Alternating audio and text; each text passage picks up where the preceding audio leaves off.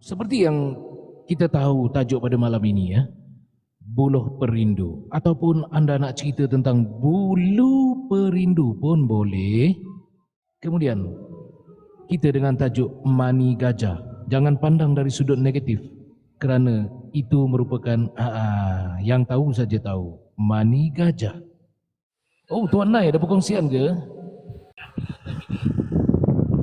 Ada tu. Mantap. Berkenaan apa tu Tuan Nai? Okey, berkenaan dengan buluh perindu. Okey, mantap. Yang saya pernah dapat dari guru saya sendiri dia macam lalang warna kuning. Dia ada macam bunga dia sikit. Bunga lalang macam tu lah. Yes. Kemudian bila saya tanya Cikgu Din ni, dia kata hang simpan dalam wallet, dia kata untuk rezeki. Oh, itu petuanya lah. Bermakna niat dia kata niatkan untuk itu, jangan ingat benda lain lah, dia kata. Bagaimana dengan pepatah orang mengatakan suaranya merdu bak buluh perindu? Adakah buluh perindu itu boleh selit masuk dalam mulut? Ada tu. Ini dari cerita yang dimaklumkan pada saya lah. Ada ramai juga penyanyi di negara kita ini yang menggunakan buluh perindu diselitkan di celah gigi mereka. Oh, begitu. Ada ceritanya, katanya lah begitu kan. Diselitkan, bermakna penyanyi negara kita ni penyanyi lama lah, penyanyi veteran lah. Dan katanya ada juga penyanyi rock yang buat macam tu, selitkan buluh perindu di celah gigi. Patut bila dia menganga mulut dia tunduk takut terkantoi nampak nanti buluh perindu. Benda tu mungkin dia selitkan, ada cara lah, itu saya tak pasti macam mana. Baik, ini ada satu kisah tentang buluh perindu. Berkaitan dengan kakak angkat saya lah daripada Port Dickson.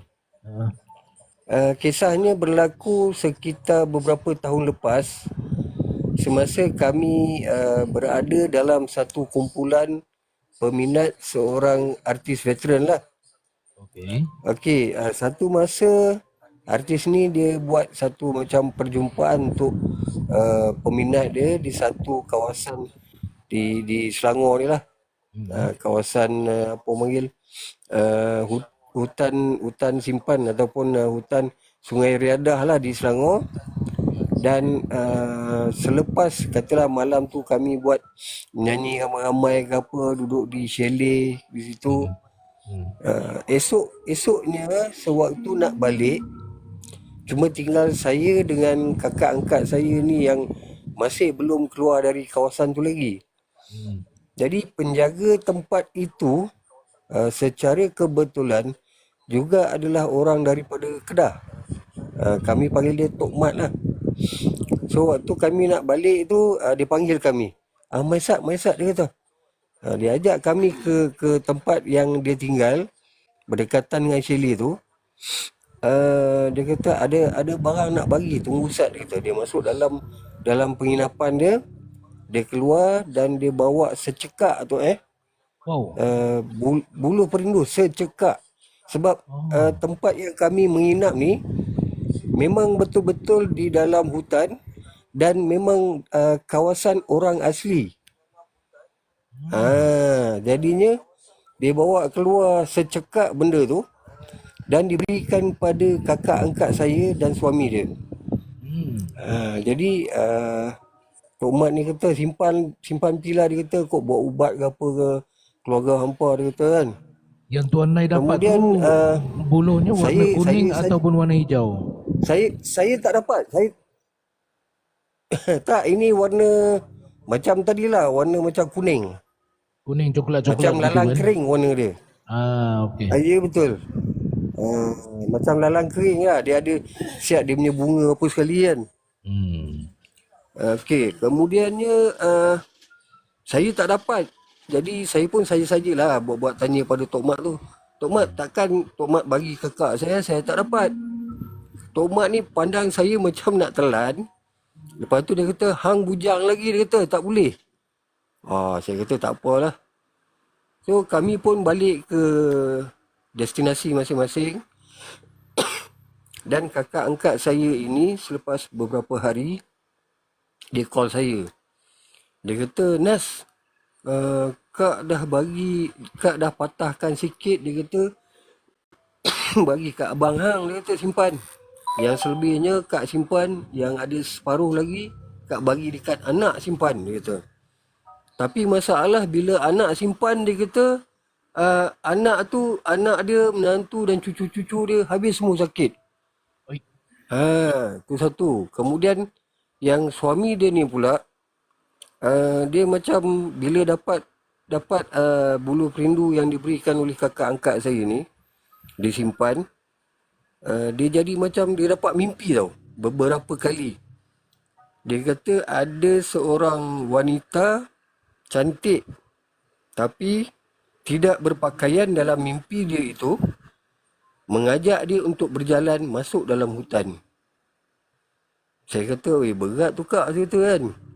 Sebab takutnya abang tu berjalan dalam tidur, dia bawa masuk hutan, hilang dalam tu, tahu-tahu besok kita dengan jumpa dia punya mayat aja dalam tu.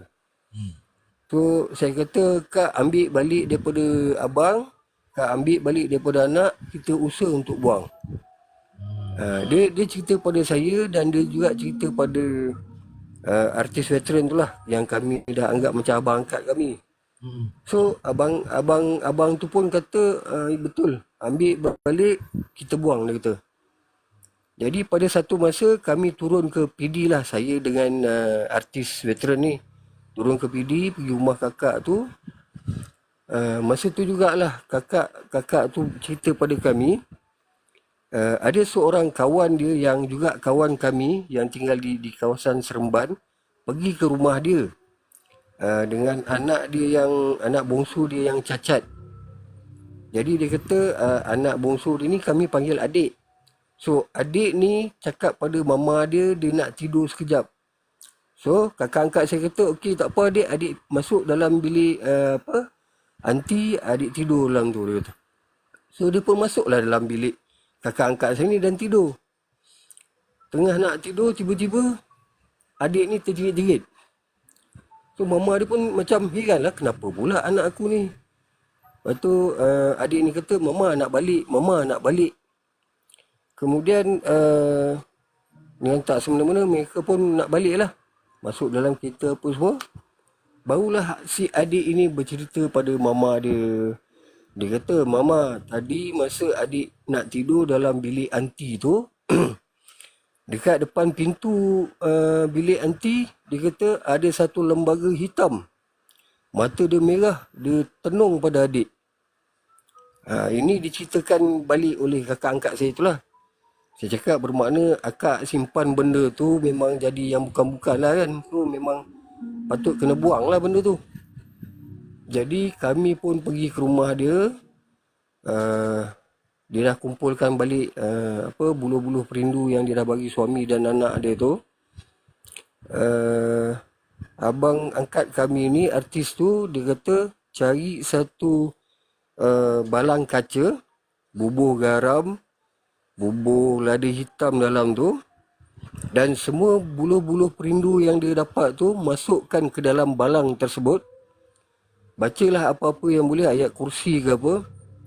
Kemudian sebabkan dia tinggal tu tak jauh daripada pantai, jadi kami pun malam tu ajak dia ke pantai. Pergi satu kawasan tepi pantai ni yang mana depan tu ada pulau. Dan dia bagi tahu pada kami, pulau tu adalah pulau kecil je, tak jauh daripada pantai tu. Dia kata pulau tu memang jadi tempat orang buang belaan, dia kata. Tapi yang jadi masalahnya pada ketika itu, kawasan tepi pantai yang kami pergi itu tempat orang memancing. So malam tu masa kami pergi memang adalah 3-4 orang budak muda tengah mancing semua kan. Bila kami sampai, diorang pandang, tengok apa yang kami tengah buat. Jadi kami kata tak apalah, kita pergi jauh sikit, jangan ganggu diorang tengah mancing tu. Jauh sikit daripada budak-budak yang tengah mancing. Kami pegang benda tu, bukan kami lah, kakak angkat saya ni dia pegang benda tu, dia ikat dengan selai kain macam selendang macam tu lah, penutup balang kaca tu. Kemudian dia boleh tanya saya, nak sebut apa ni Nas, dia kata tak tahu ni. Saya kata alah akak, cakap je lah, katalah aku tak nak engkau, aku tak nak apa jaga engkau ke, aku tak nak bela engkau sebab engkau dah banyak menyusahkan keluarga aku. So sekarang ni aku nak engkau duduk di dalam laut tu. So dia pun buat lah. Dia pun ikut apa yang saya cakap. Dia hayunnya balang kaca tu, hayun dia baling ke tengah laut. Bukan tengah laut sangat lah, tapi dari tepi pantai tu memang benda tu masuk dalam air laut. Lepas tu saya kata biarlah kat situ. Sekarang ni kita dah niat nak buang. Lepas ni kak, saya kata kalau ada orang nak bagi lagi benda yang macam tu, akak kalau boleh jangan terima lah. Sekarang ni dah sekali terkena macam itu, jadi lepas ni berhati-hati lah saya kata kan. Ni benda yang kita tak tahu cara dia nak buat macam mana, nak membuang macam mana. Nak pulang balik pun kak tu kata malas lah nak pergi balik sampai ke tempat penginapan kami dekat Selangor tu, dalam hutan tu. Itu pun nasib baik Tok Mat tu dia tak bagi pada kami akar cenuai. Dia kata jumpa dah Tok Batin tu. Tok Batin tu tengah jemur akar cenuai. Jadi saya kata dah tak payah. Betul. Ni Tok Batin orang asli nak bagi akar cenuai pula. Saya cakap jangan. Sedangkan bulu perindu ni pun abang akak pun dah sampai dia haruknya nak bawa sampai ke dalam hutan. Besok kalau akar cenuai saya tak tahulah macam mana saya cakap ke dia. So di situlah tamat kisah kami pada masa tu. Memang buang. So sekarang memang saya pun tak tahulah apa cerita kakak angkat saya tu, sebab dah lama tak jumpa dia, dah lama tak ke Podikson jumpa dia kan. Dulu selalulah juga. So itu je lah cerita saya pada malam ni Tok. Kakak angkat tu kan, dengar khabar dah kahwin dengan Tok Batin tu. Saya gurau. Tapi kalau dia kahwin pun saya tak boleh buat apa-apa lah sebab dah lama tak jumpa. Iyalah, tak jemput lah tu kan. Memang tapi yang Tok sebut tu memang betul. Dia dengan suami dia memang dah habis. Oh. Cuba cek dengan Tok Batin tu. Adalah kakak tu. Tak adalah. Dia masih single mingle lagi. Siapa-siapa yang rasa nak siapa-siapa yang rasa nak cari peneman orang yang dah berumur 60 ke atas, pergilah cari dekat PT tu. Okey, Tok Aduka. Tok Aduka ada single but not available. Tok Aduka silakan. Kau nak rekomen pun kasih lah yang bergetah sikit. Agak-agak lah. 60 kau. Alah Tok, tudung yang kedut pun pakai serika tegak balik kan. Assalamualaikum warahmatullahi wabarakatuh. Nama saya Muhammad Azrin. Duduk Johor Bahru. Semalam saya ada dengar bunyi burung hantu, tapi burung hantu bunyi slow, tapi ada satu bunyi monyet makin kuat. Ini cerita apa ni? Azrin, ini cerita apa? Salah. Ingat cerita hantu tadi. Ingat. Memang malam tadi memang tak boleh tidur tu. Okey, tak apa, saya bagi peluang. Apa yang awak nak kongsikan? Saya tahu awak dah lari pada tajuk. Jangan pelik. Okey, relax, bertenang. Okey, kongsikan kepada kami berkenaan dengan bunyi monyet, bunyi burung hantu tu. Apa cerita? Bunyi monyet semalam itu saya tidur. Bunyi slow. Lepas saya dengar dah bunyi slow, lepas tu bunyi kuat pula. Tak tahu lah monyet tu lambat hantu ke apa ke, tak pernah, kita tak tahulah. Okey. Tempat saya duduk kat flat Seri Perdana ni, dekat flat saya ada sawit. Okey. Saya dah lama tak buat benda normal. Jadinya benda tu makin bunyi lah. Okey. Saya pada normal saya selalu buat live pukul 1 pagi atau pukul 2 pagi. Okey. Kalau Jadi benda kalau monyet tu apa cerita sekarang ni? tak dah dia tak ada apa dia macam bunyi tu macam dia nampak macam satu benda lah tu. Saya maaf ya, saya tak pernah ada pengalaman nak mendengar suara monyet yang ternampak benda. Saya tak tahu. Kalau dia nampak rimau, ya saya tahu macam mana dia punya bunyi. Kalau burung Macam hantu mana ke bunyi itu Tuan Nazrin? Yang dikatakan monyet yang ketakutan nampak hantu. Macam mana bunyi dia macam tu? macam tu bunyi dia makin kuat. Ha.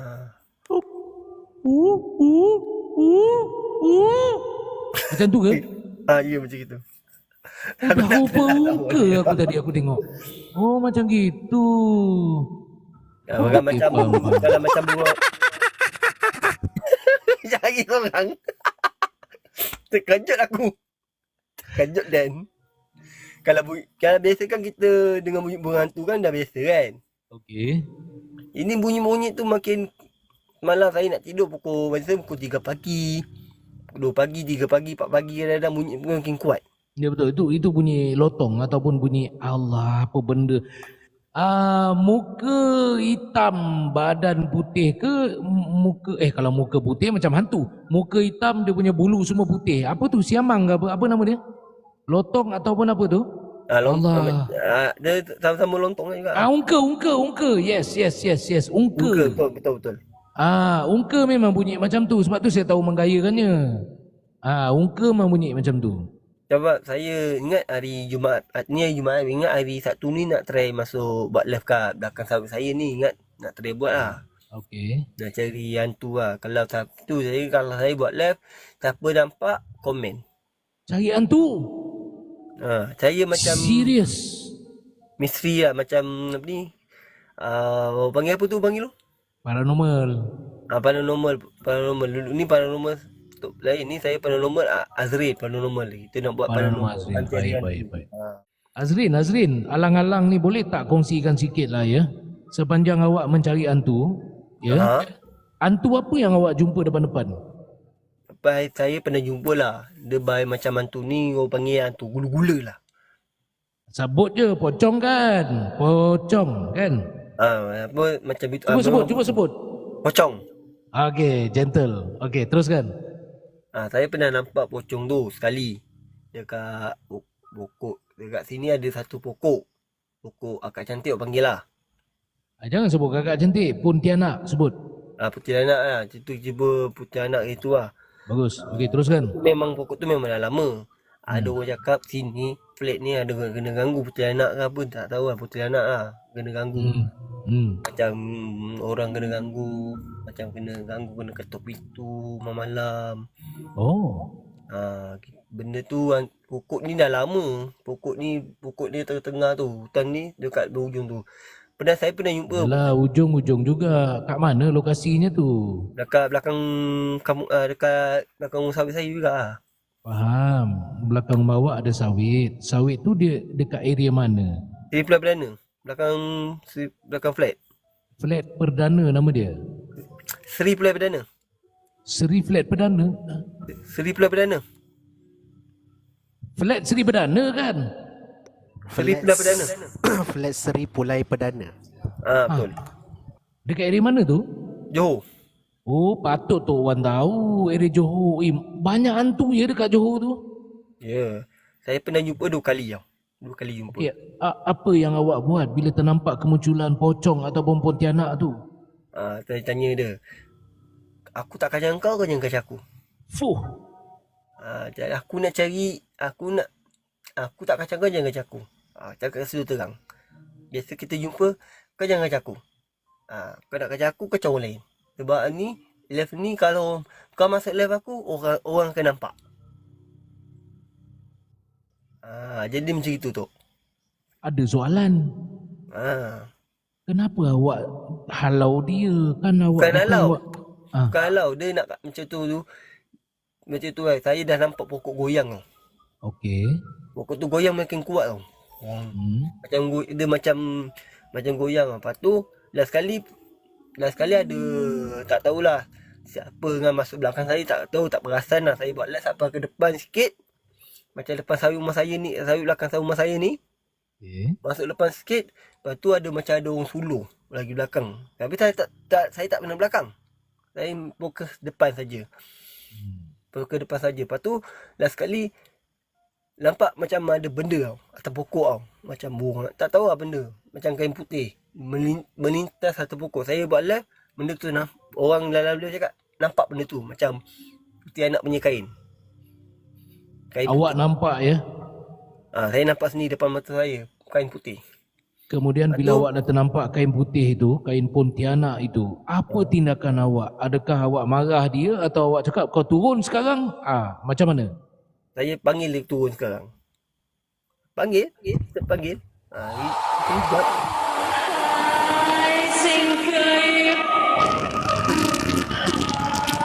Saya ni berani. Wan, jangan menakutkan Wan. Aku seorang-seorang ni, aku takut ni.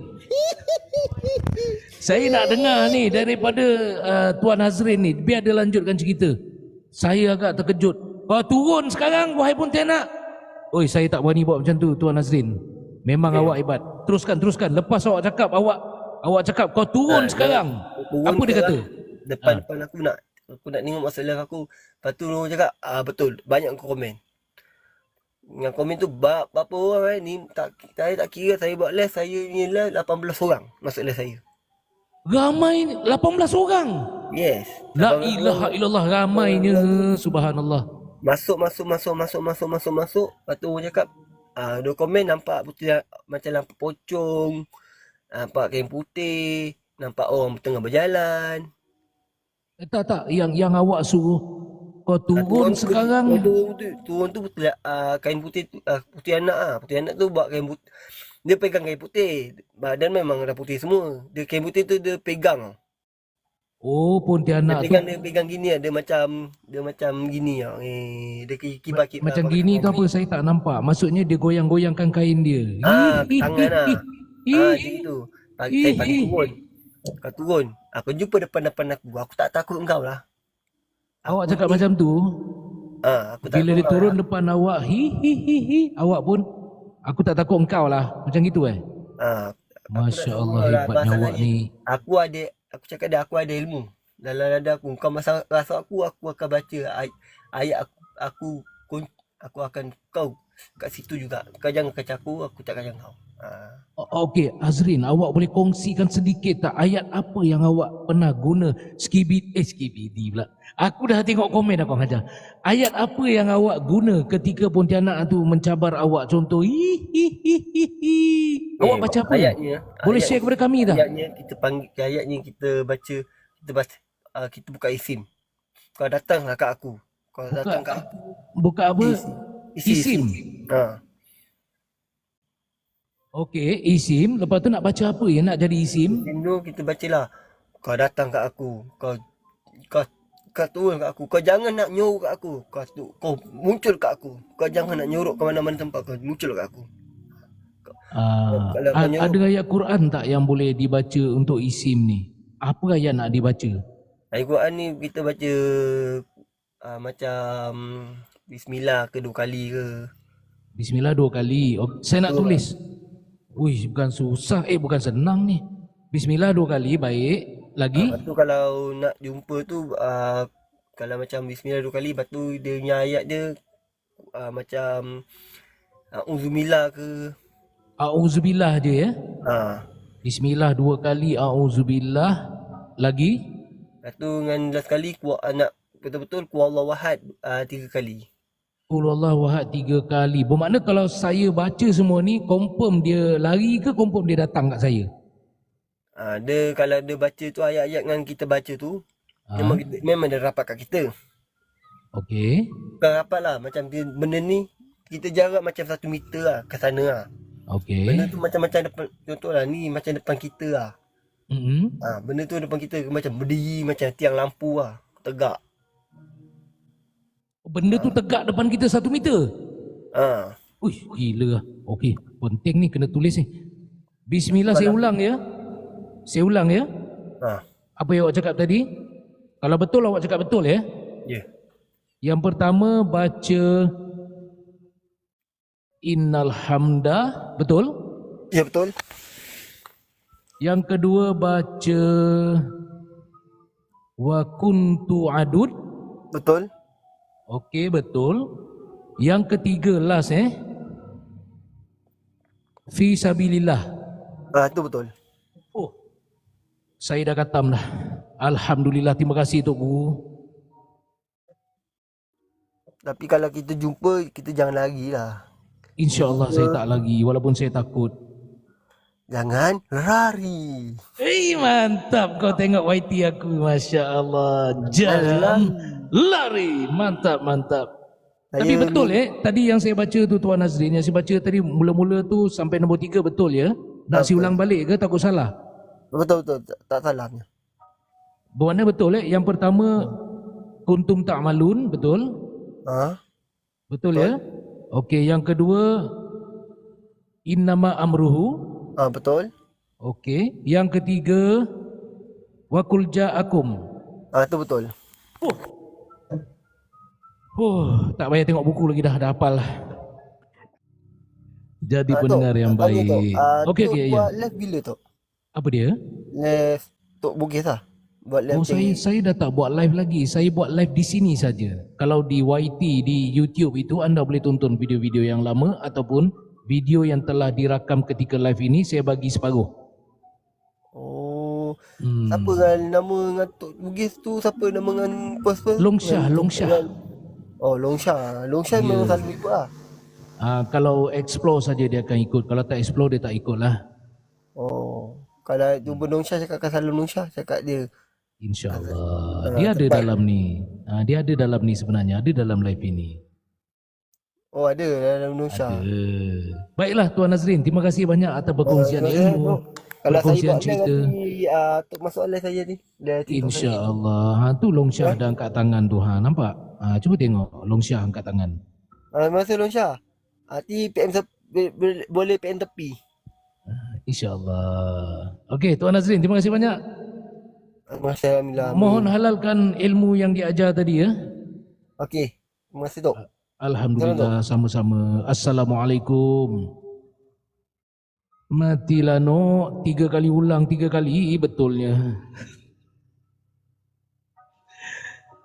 Jadilah pendengar yang baik. Siapa saja yang hadir dalam hidup anda, layan baik-baik. Ini merupakan latihan yang Allah beri kepada tiap diri kita. Jangan sampai bila ada orang yang mental datang kepada anda, hanya meminta rokok anda maki hamun. Saya kalau berjumpa orang yang ada masalah mental, sebentar ya Tuan Yusri dan juga Tuan Tabib, saya tak cakap banyak. Saya tanya, dah makan belum? Lillahi ta'ala. Bukan kita nak beritahu kebaikan kita. Tidak. Lillahi ta'ala. Bukan. Nak jadikan contoh tauladan supaya anda buat begitu juga. Itulah fungsi room ini. Kita tahu dulu perangai kita macam setan. Takkan sekarang kita nak ajak orang jadi setan. Faham ya maksud saya? Jumpa orang sebegitu, tanya dah makan belum. Kalau dia senyap, ialah orang tak betul, ada mental short kan. Anda tengok gaya dia, dia pandang tak table orang, makanan apa semua. Janganlah bagi dia ambil sisa-sisa. Miskinkah hidup kamu dengan mengeluarkan RM10 untuk bagi makan orang begitu? Jumpa mamak tu, kedai Melayu ke apa ke, siapkan makanan ni, gini, bagi dia. Jangan bagi dia pandang meja orang. Kemudian, kau isap rokok. Janganlah kedekut sangat, bagi sebatang. Kau tahu kan orang macam dia tak ada siapa nak dekat. Tu Long Syah komen, itulah dia cara Tok Bugis. Dia tahu dia bergerak dengan saya sekian lama. Orang macam tu tak ada selipar pun aku bagi duit suruh beli selipar tau. Bagilah lebih daripada sebatang. Jangan kedekut sangat. Tak ada orang nak dekat dengan dia. Dia kalau dekat dengan orang normal macam kita, kalau kita boleh budi bahasa dengan dia, dia akan cakap, aku gila ke dia ni gila? Nampak? Sebab tak ada orang lain yang nak dekat dengan dia. Tu Ustaz Azhar Idrus ada ajar kalau kucing datang, ya ini kan pula orang. Saya kalau kucing jangan cakap lah, saya dengan Long Syah, kau tengok video aku cukup lah, anjing pun kita bagi makan. Dah siap ada makanannya dah. Kucing-kucing lah, anjing-anjing lah. Kalau ada, minta maaf cakap, kalau ada babi dekat situ pun, kalau babi itu lapar pun kita bagi makan. Dia tetap makhluk Allah. Pasal apa kita nak membeza-bezakan? Bagi kucing je, anjing jangan. Alasan apa? Haram. Babi pun haram, tak boleh. Kenapa Allah jadikan? Kenapa Allah jadikan makhluk-makhluk ini? Apa yang boleh makan, kita makan. Apa yang tak boleh makan, takkan dia sampai tak makan. Faham tak maksud saya? Kalau engkau tak makan dia sekalipun kerana hukum haram, takkan sampai binatang tu kelaparan. Bagilah makan. Ya, sedikit saja perkongsian. Semua orang tidak perfect, tapi kita belajar untuk jadi sempurna cara kita. Jangan ikut orang, jangan tiru orang, cara kita. Setakat mana kemampuan kita, duit kita, harta kita, makan minum kita, setakat itulah yang kita beri kepada orang yang kita nak bantu. Faham ke tidak? Dalam wallet tinggal RM10. Kalau kau habiskan semua RM10 kepada dia, kau nak balik naik apa? Bagilah separuh, RM5 untuk rezeki orang itu, RM5 kau punya. Contoh, kalau kau nak bagi juga semua RM10, sekatilah. Jangan pula merungut nanti. Pasal orang gila itulah aku balik jalan kaki. Habis melecet-lecet kaki aku. Segala amal kebaikan kamu tidak akan diterima. Jangan merungut, jangan mengungkit apa yang kita buat itu lillahi ta'ala. Nama pun kerana Allah. Bukan kerana nama kan, bukan kerana nak orang pandang kan, bukan kerana nak orang sanjung kan. Kita buat lillahi ta'ala. So, pandai-pandai lah ya, semua dah besar dalam ni. Okey, tentang tadi yang sahabat kita yang bercerita tadi tu, maafkan saya bergurau. Kita layan baik-baik. Memanglah bunyi macam, Tok Bogi nak kena-kena, tidak. Masuk-masuk dia dah tersilap kan. Jangan malukan dia. Ini contoh tau kepada anda. Mana tahu satu hari nanti anda nak jadi host. Jangan malukan orang. Jangan aibkan orang. Walaupun dia tersalah tajuk, kita layan baik-baik. Kita santuni baik-baik. Cerita je, santuni baik-baik. Jangan malukan dia. Itu contoh. Dan kita timba pengalaman, kongsi pengalaman berdasarkan kisah dia. Kan seronok begitu, kita harmoni, gelak-gelak sikit. Okey, faham ya? Mani gajah ni ada satu jenis gajah tunggal orang panggil. Gajah tunggal ini antara digelar dia sebagai raja gajah lah di bagian sana. Dan malahan kalau harimau pun jumpa akan lari, takut dengan gajah tunggal ni. Jadi setiap bulan purnama benda ni dia akan agresif sikit dan akan mengawan. Bila mengawan, gajah ini ialah sisa dia punya air tu akan jatuh. Mani gajah tu. Jadi gajah ni dia tidak biarkan begitu. Mani dia akan kubur. Dia akan kubur mani itu. Bila dia kubur adalah orang-orang kita ni, orang akan mengintai.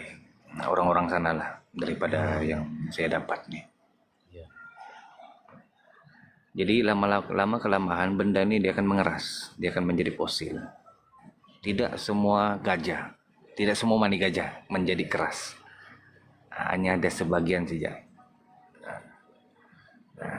Gajah tu dia akan tanam air. Kuburlah, kalau bang orang Sabah kubur mani dia. Dulu saya selalu dapat nih, salah satu kalau di Sabah nih kebanyakan dulu orang Semenanjung datang di sini.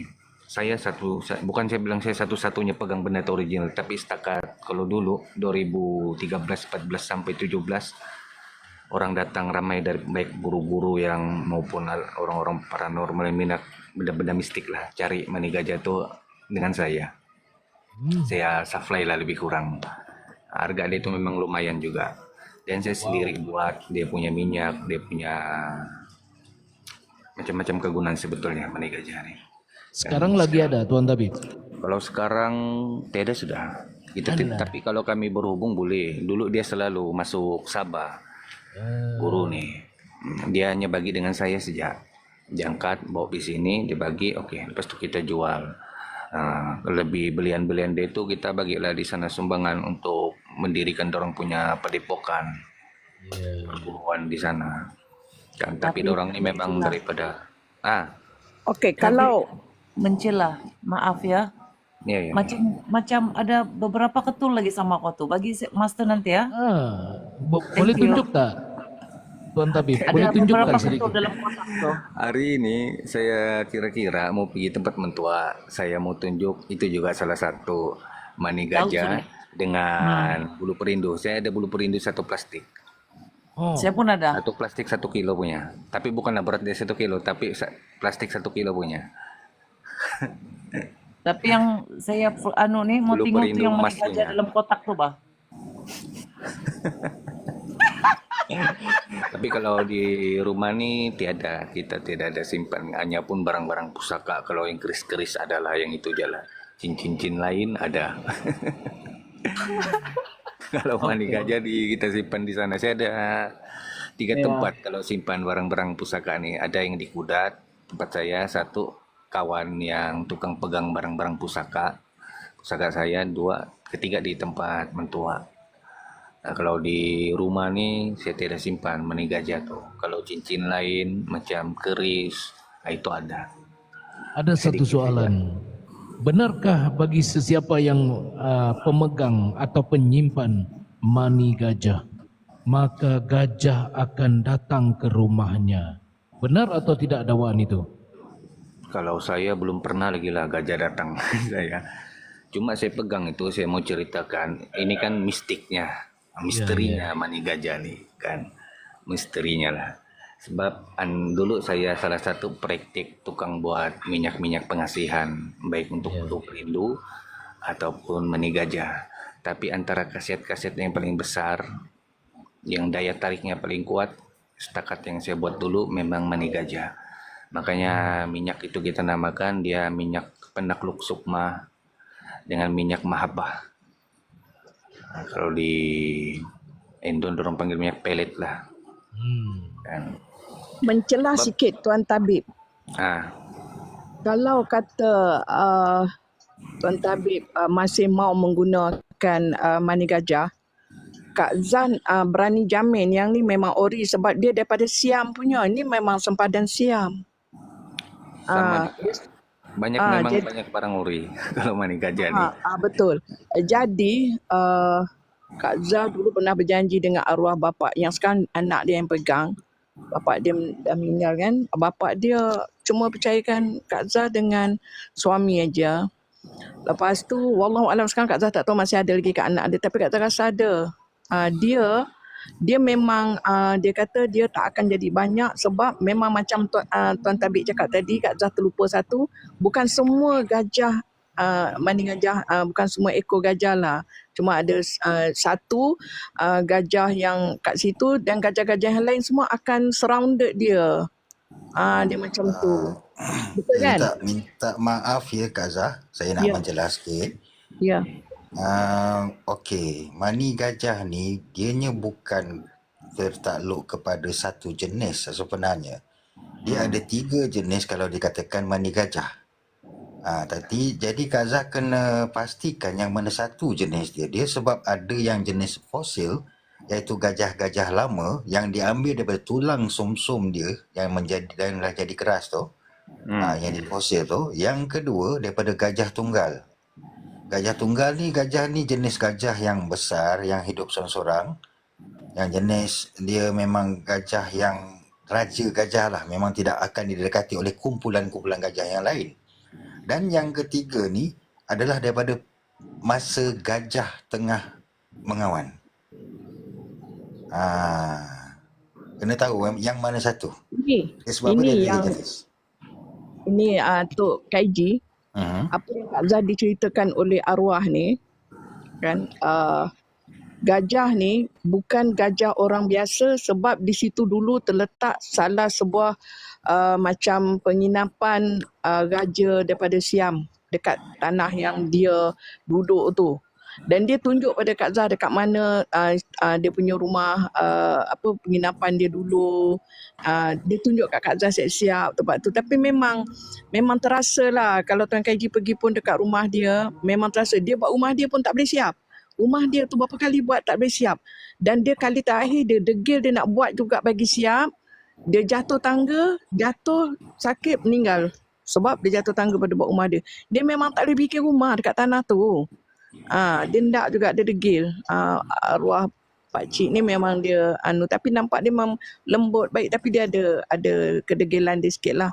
Dan dia dah menceritakan banyak benda-benda mistik ni dengan kita orang pasal kat tanah tu. Dan pasal sejarah Mani Gajah tu mungkin suami Kak Tan lebih banyak tahu lagi, sebab dia banyak duduk dengan arwah Pak De ni. Sebab tu Pak De ni dia orang tumpat, dia sanggup pergi kat Tanah Merah tu sebabkan tapak tu je. Di situ hutan kan, dia tapak tu je sebab tempat gajah apa orang kata dia gali dan jumpa bangkai. Gajah tu pun yang punya Mani tu dia mati pun dekat situ, sebab tu dia jumpa bangkai gajah tu. Bangkai pula dia punya tulang, tapi tak jumpa tulang yang banyak. Kalau gitu itu adalah fosil. Bukan daripada air mani gajah tu sendiri, itu adalah fosil, iaitu sum-sum daripada tulang-tulang gajah tu yang dijumpa, yang dah mengeras. Wallahualam lah, Itu tak pun tahu boleh lah kan. dikatakan sebagai mani gajah sebab warna sum-sum dia seakan dengan warna air mani, iaitu putih. Mungkin juga lah sebab kita tak tahu kan. Cuma Kak Zal, kalau saya tidak cari sudah benda tu, sebab saya tidak sudah buat. Sebab dulu tujuan saya pegang benda tu, kita di dalam praktik dunia mistik.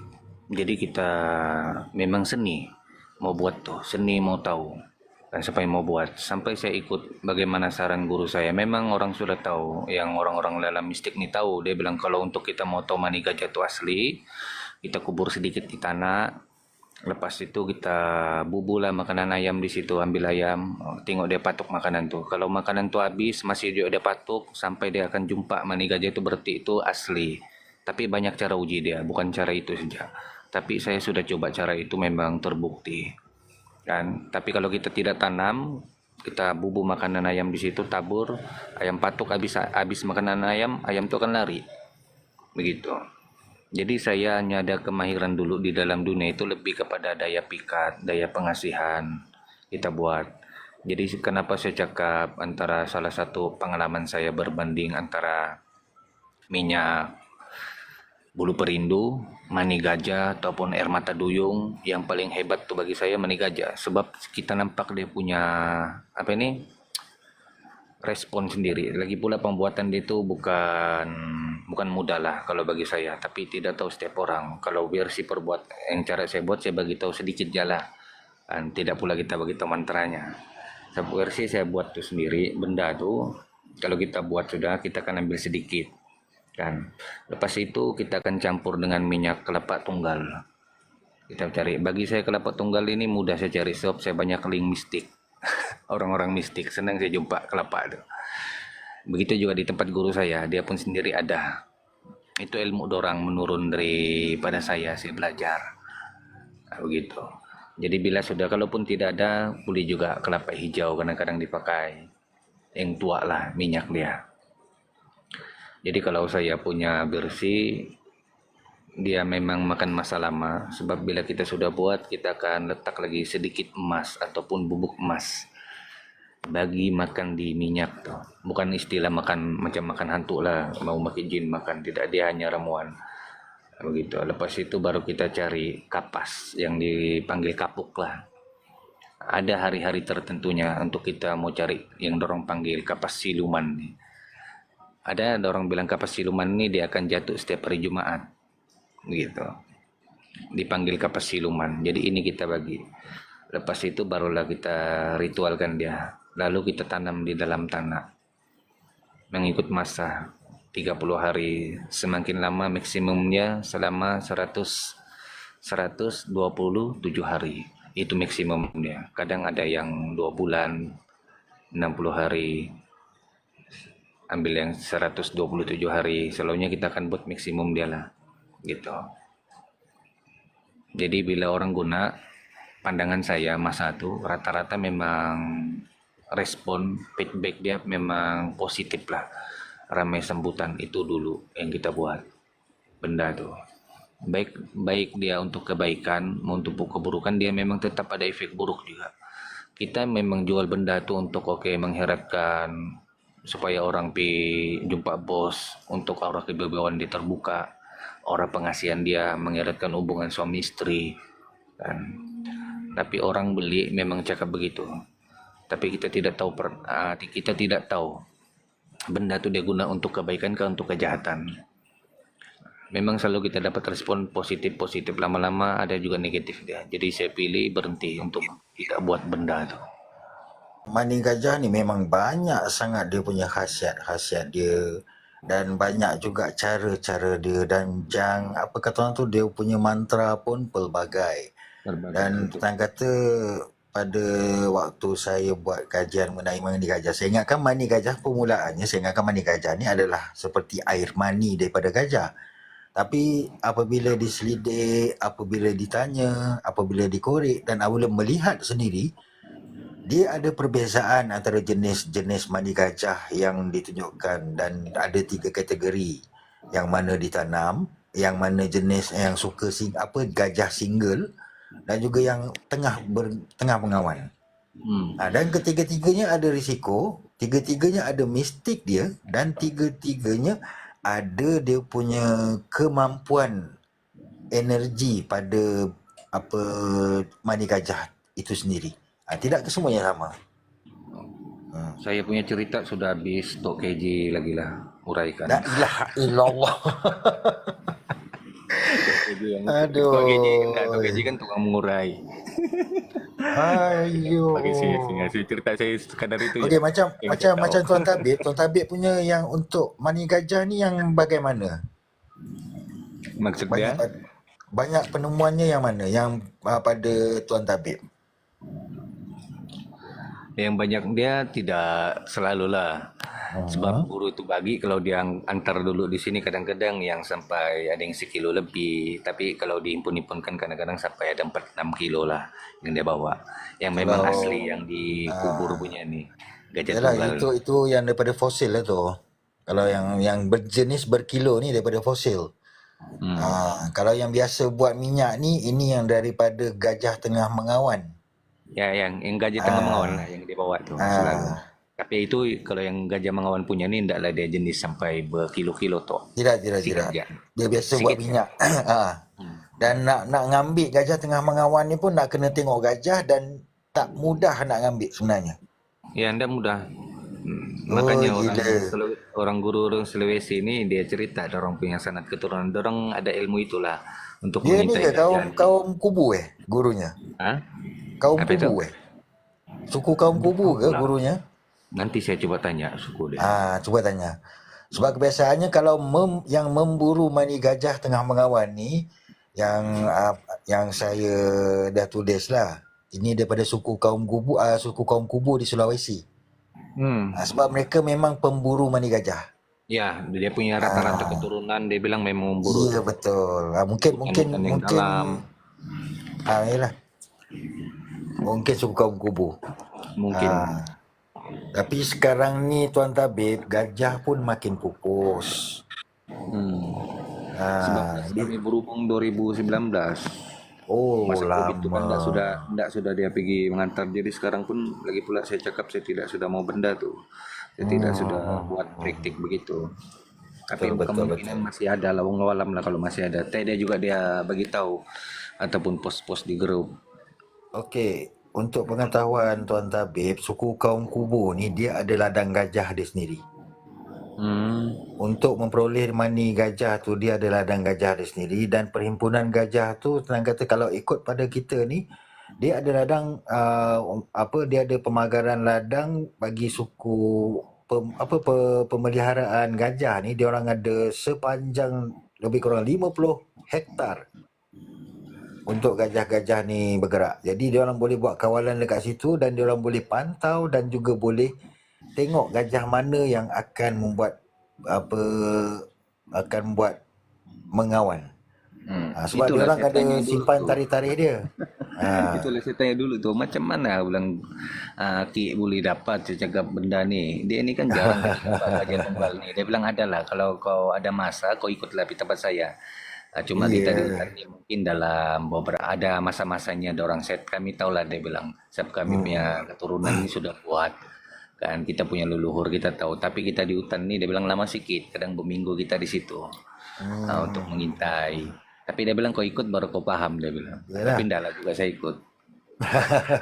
Tapi satu, dia kalau suku kaum Kubu ni, dia orang ada kemahiran apa tau. Dia orang boleh tahu tarikh-tarikh tarikh-tarikh gajah mengawan. Rasanya itu ilmu dorang tu. Dan lagi satu, dia orang boleh curi air mani gajah semasa dia orang nak mengawan. Jadi nak kata fikirkanlah, gajah tengah nak mengawan, orang datang dekat. Kalau orang biasa datang dekat, agak-agak apa jadi? Pijak, kena pijak. Digolek-golekkannya lagi. Okey, untuk Ultra 7 dekat zoo, tak semua mani gajah boleh dapat. Dia ada pemilihan gajah untuk dipilih ambil air mani dia. Tak semua gajah yang akan dipilih untuk diambil sebagai mani gajah. Kena tahu. Dalam 10 ekor gajah yang tengah mengawan, berkemungkinan yang boleh jadikan sebagai minyak mani gajah mungkin seekor atau 2 saja sperma dia. Yang lain tak boleh. Sebab dia melihat daripada segi kepekatan, kelikatan dan juga apabila dibakar, dia akan mengeluarkan satu jenis cecair minyak berwarna putih.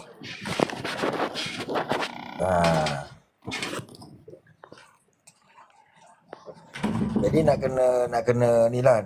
Risiko tinggi nak mendapatkan yang tengah mengawan ni. Tapi tak tahulah kalau Tok Bugis buat, mungkin dia buat bunyi ngaum rimau, mungkin gajah tu terkejut dan terkeluar sendiri cairan tu kot. Itu lain lah kot.